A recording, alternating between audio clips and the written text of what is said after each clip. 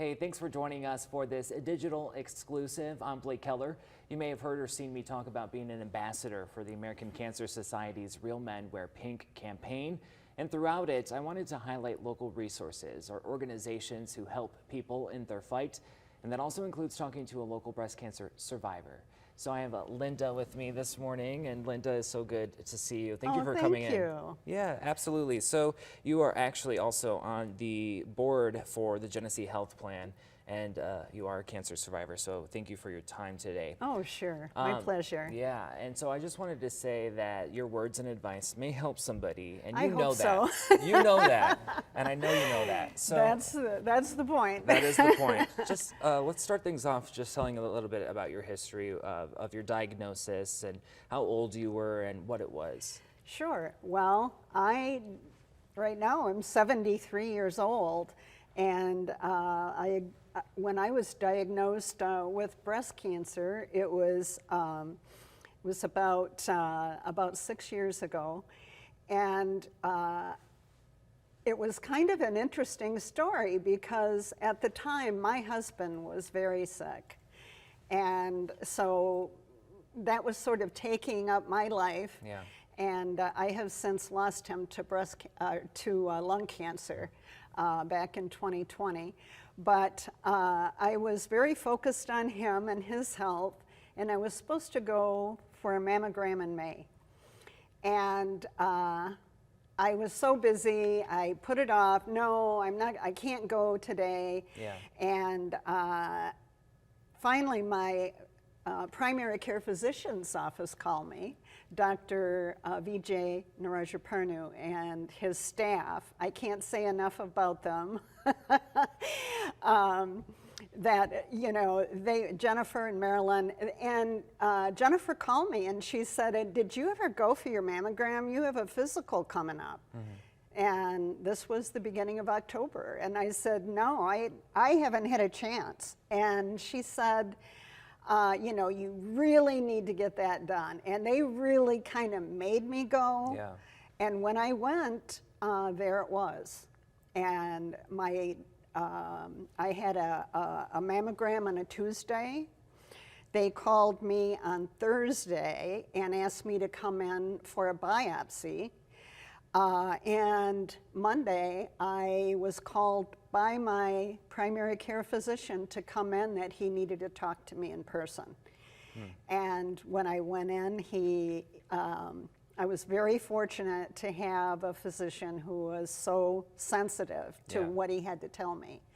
And he said, how did you expect your biopsy to go? And I said, well, I expect it to be negative because, you know, over the years I had you know, gotten called back to you know, for additional mammograms, additional pictures and so forth, and it never turned into anything. And he said, well, this time it really is something. You have invasive lobular carcinoma. And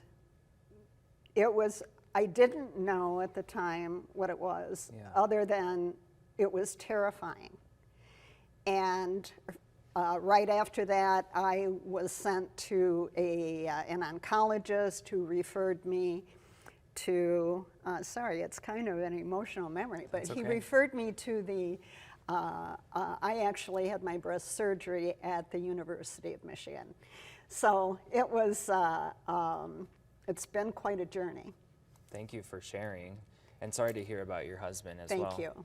Thank you. So, I mean, you have to get emotional, right? It's like your life. It is, and if there's one thing that I can hopefully get across to women in our community is the best thing that you can do for your own health is to get a primary care physician who's going to look after you, who's going to make sure you get your mammograms, you get your cancer screenings, your blood pressures checked, you know, your glucose levels are monitored so that you're healthy overall. And that will help you to, it'll give you peace of mind. Plus, you'll make sure that you're getting screenings when you're supposed to. Right.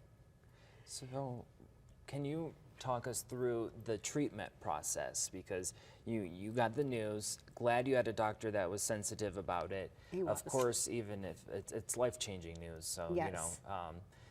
What did your treatment look like, and any advice for women or even men who may be going through their treatment soon or right now? Well, in my case, my treatment options were surgery, first of all. Okay. And the removal of the cancer along with lymph nodes, and then following that, radiation. And then I was on a long-term therapy of the, anti-estrogen medications that you have to take long-term. So I'm really hoping that women will not be afraid to go and get their mammogram. I think there's this sort of residual fear of, I don't want to know, but I can tell you from experience that the sooner you are diagnosed, the better your chances are of survival, and the better chances that you won't have to have a radical procedure. So when I went to U of M, they have, on Mondays, they have the newly diagnosed cancer patients come in. Yeah. And when I walked in there and saw a standing room only crowd of women, I was shocked. I'm thinking, this is every Monday that these new cancer patients arrive, right. And the first thing was shock, and the second thing was anger. This should not be happening. And I know that I could see over the months the difference between women who were diagnosed early and who were not. And right. and it's the difference between life and death. Man, it is kind of surreal when you put it in that way, especially seeing just how frequent it is in so many cases popping up. Yes, 1 out of 8 of us. Right. And this year, about 45,000 women are going to die from breast cancer. Now, the numbers are up of women who are diagnosed because they're diagnosed earlier. Yeah. So, and many times, these tumors can be diagnosed what they call in situ, which means the cancer cells are still encapsulated in their tumor, and they're not invasive like mine were yet. So in that case, there's about 58,000 women in this country who will have that diagnosis. And you think, oh, I have breast cancer. Well, in that case, the treatment is just going to be very close monitoring. And that kind of an early diagnosis will save your life. Absolutely. So I want to get back to the mammograms because I actually just went and got one myself, even though they're not typical for men. Right. But it gave me an idea of what exactly women go through when they walk in that room. And I'll just tell you, I was sweating. And I hadn't even been set up in the machine yet. Yeah. So what would you say, there might be that apprehensiveness in women to go get it because they don't want to know, like you said. How do you get past that? Well, it is not a comfortable procedure, but I will tell you, there have been so many strides made in mammograms. When I first started getting them, I would always get called back, and it was always very uncomfortable. And now, they have the technology that is usually it's one trip. Usually, many times you get the results even before you leave. Yeah. And it's not the terrifying experience that it used to be. Yeah.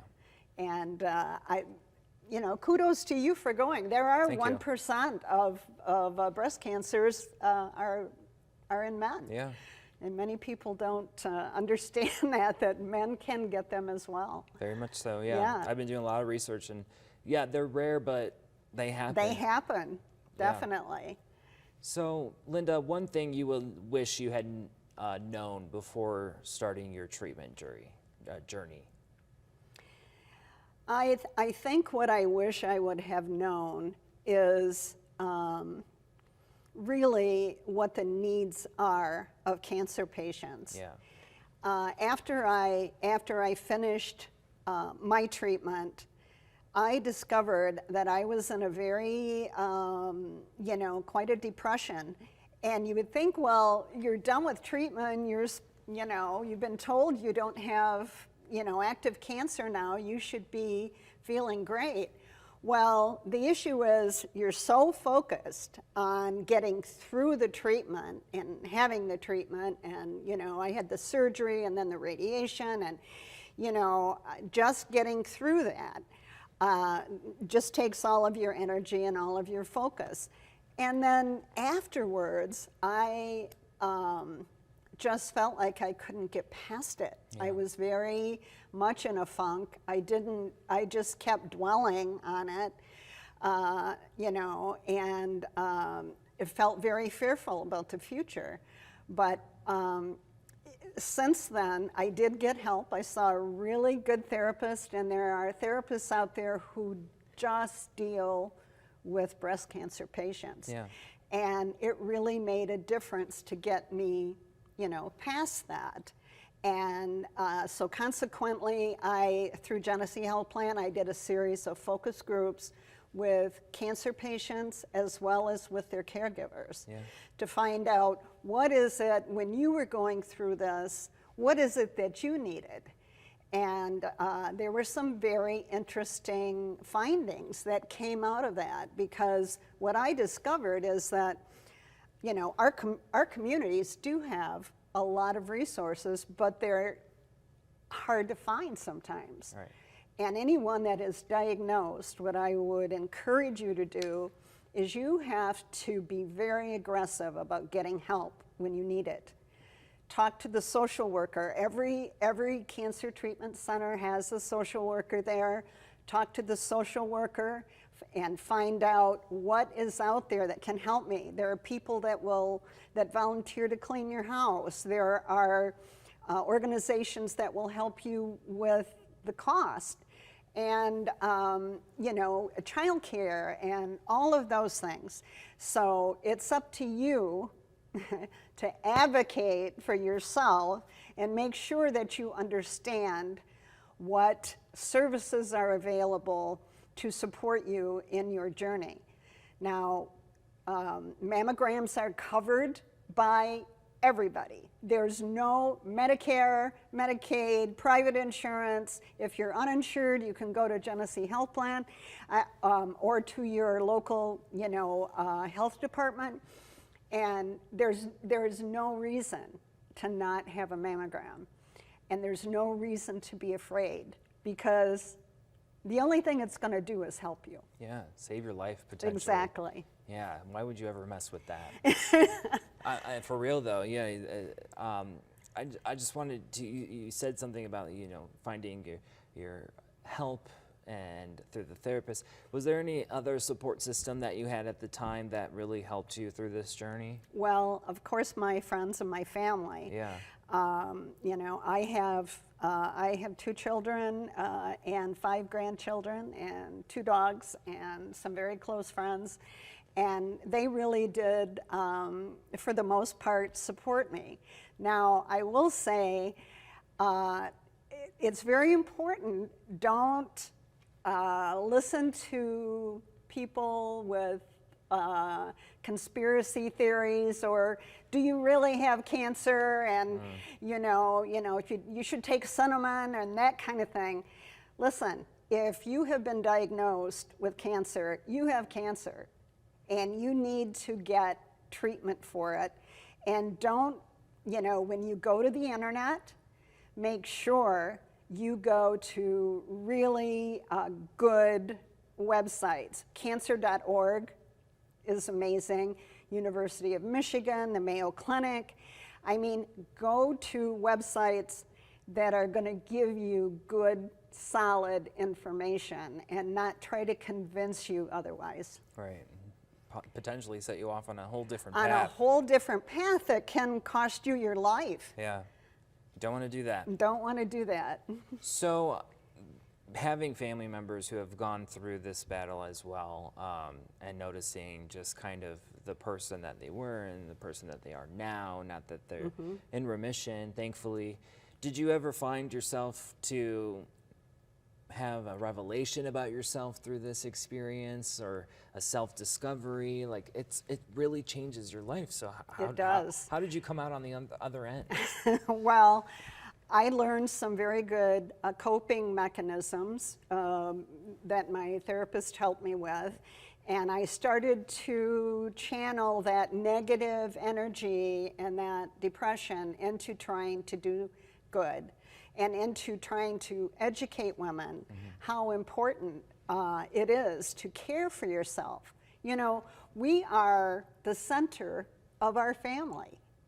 And we see that our children are educated, we see where they're supposed to be, we take care of our husbands and our houses and our jobs, and we're the center of a lot of people's lives. And we have to make sure that we take care of ourselves in every way. And so that's what I'm really hoping to convey to women, because even in the healthcare industry that I've been in, we've lost some amazing women to breast cancer. Yeah. And we need these women. We need these resources. Their families need them, you know, their kids and their grandkids. And, you know, I feel very, very fortunate that I'm sitting here talking to you, and that I've been able to spend a wonderful time with my family, my grandchildren, and I think, if anything, it has brought me to the revelation that life is short. We're not promised tomorrow, and we have to make sure that we're making the most of it. Absolutely. And so, just remind me how long you've been cancer-free. I have been cancer-free for 5 years. Congratulations. Thank you. Yeah. And I go back in a week and a half, and I'm already getting jittery about it. Okay. Once you have cancer, you're a cancer patient. I know the term survivor is used a lot. Yeah. I really feel like I am a cancer patient, because once you have it, it's always with you, and you know that. Now, I have friends who have been cancer-free over 10 years, and a week or two before their mammograms, they start feeling like I do right now. Yeah. You know. Well, it's easy to, you know, especially Yeah. after all you've endured. Exactly. Yeah. And unfortunately, invasive lobular carcinoma, like I had, does like to come back. Now, usually it's within the first 5 years. So I feel very fortunate about that. And moving forward, my chances of my cancer recurring are fairly low. So I feel really good about that. One thing I was surprised about is how mathematical cancer is, because it starts out with what stage are you, what is the size of your tumor, are you HR2 positive and HR negative, and all of that sort of gives you some sort of an equation. And then after you go through all of this, you can have a test. It's called an Oncotype test that will tell you what your chances, first of all, if you need further treatment. Yeah. And what your chances are of it returning. And it's like you get a score. I didn't realize that it was there's been so much research into it, and you know, so much resources put into it, that now you can pretty much get a good idea of what your future is going to be like. And isn't that kind of crazy to think about? It is. You're like told all this stuff, and then you're like, you have a timeline or whatnot. Exactly. It's freaky a little. So I feel for you guys. Freaky is one way to put it, because you know, you think, well, okay, my chances of cancer reoccurring within 5 years are this. Yeah. but it could possibly go up later as I age. You know, age is the most dominant, that and being female is the most dominant risk factor. And so, you know, I am living my life to the fullest, and I'm hoping that your family member is doing the same because, you know, life is short. Very much so. I wanted to lastly get into your passion about the education of it all and the funding and research aspects of it, because you can't talk about that breast cancer without talking about that, because they do pour in a lot of money, a lot of time, a lot of research. So is there, I'm just going to like super open-ended, if you want to just tell us why that is so passionate. Well, I think that we all have to be very vigilant on where our money goes when we donate. Yeah. We want to make, you know, investigate these organizations. Just because they're wearing the color pink doesn't necessarily mean that donations are going into research and cures. Yeah. And I think the awareness is very important, but we're pretty aware. I mean, 1 out of 8 of us have it. So let's focus now on the research that's going to make treatments less invasive and make outcomes better. And so if you're considering donating, the American Cancer Society is wonderful, but also look at the organizations that you're thinking about and make sure that they are supporting research based on the outcomes and treatments. Yeah, it's important to know where you're putting your money, and I'm glad you said that, because there are a lot of, especially in the internet age, lots of opportunities to get scammed out. Exactly. There are lots of opportunities for scams, and if you're giving your money to somebody, to an organization that's just going to print pink ribbons, it's not helping anybody. You need to focus on donating to organizations that are going to make a change. And I know we we had talked about this previously about wearing pink, and so I totally understand. I am not again. I have I see pink it. on, but my point is that the information that we need to get out there goes beyond awareness. Right. We are aware. You know, we know. We, like I said, 1 out of 8 of us have it. Yeah. And so we're aware, and most of us are aware that early screening is important. Mammograms are important. But what we may not be aware of are the next layers of education. Yes. But the best thing you can do is get a good primary care physician who will make sure you get all of your screenings and that you're a healthy, whole person. Linda, before we go, in your years of being cancer-free, what have you been doing to fulfill your life? So much, right? Well, unfortunately, I spent a good chunk of that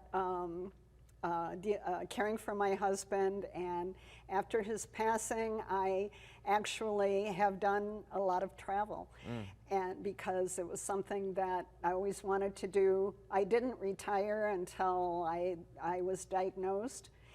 And there are a lot, I've never been out of the country, and I just got back from a month in England and Cornwall, and, you know, Cornwall, and just a word of advice, don't arrive on the day of the Queen's funeral. Oh no, that happened to you? It happened to me. Oh no. And then we could do a whole segment on that. And let's just say that London was shut down. And it took us almost as long to get to our hotel as it did to fly across the ocean. Oh, no. But anyway, it's all part of an adventure. And, you know, I'm just really enjoying being with my family and enjoying the opportunity to travel because I Yeah. feel good. You know, I feel good. I want to continue to do things. You look amazing. Oh, thank you. Yes. Yeah, I just turned 73, so I'm. Happy belated. Yeah. Super recent? It was in August. Okay. Yeah, so. Very good. Well, we're so glad you're here. Thank you so much for coming here and sharing your experience, your story with us. And I really hope some people take this to heart. Oh, I do too. I do too. And anybody that has any questions for me, contact Genesee Health Plan. Yeah. And I'd be happy to talk to any of your groups. Shannon at Genesee Health Plan will set that up for you, and I'll be happy to do that. Yes. Okay. Very good. And just so we all know, we are raising funds, of course, for breast cancer patients and survivors, just like Linda, through the American Cancer Society. So, you know, your money is going to local researchers. I think I just actually talked to the director of the Real Men Wear Pink campaign, Yes. and we had 20 local researchers that we were funding, and they actually just added another one. Oh, that's wonderful. I'm happy to hear that. Me too. Yeah. Yeah. And the money goes towards like lodging and transportation. So, Very, very, very critical things. yes, I appreciate it, Linda. Yeah. I can't thank you enough. Oh, Thank you're you. welcome anytime. All right. Yeah, so I will say, just consider a donation. We would be forever grateful, and you're helping out local people, that's for sure. That does it for this web exclusive. I'm Blake Hiller. Thanks for joining us, everyone. Have a great day.